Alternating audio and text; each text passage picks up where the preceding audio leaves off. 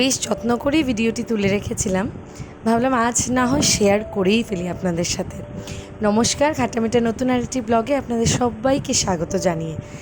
ছিল সেদিন সামার ক্যাম্পের দুদিন পোস্টপোন হয়ে গেছিলো।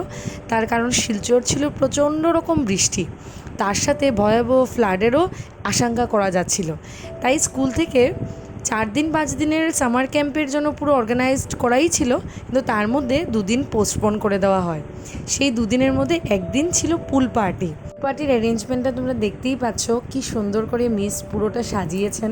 এতগুলো বাচ্চাদেরকে অ্যাকোমোডেট করা, ওদেরকে এনজয়মেন্ট দেওয়া, সেটা অনেক বড় কথা। কিন্তু আমাদের বাড়িতে সচরাচর তো আমরা এইরকম অ্যারেঞ্জমেন্ট করতেই পারি না। আর এই যে ফ্রুট স্যালাডসগুলো বানিয়েছেন বাচ্চাদের জন্য, রিফ্রেশিং ড্রিঙ্কস ছিল, আমার খুব ভালো লেগেছে জানেন।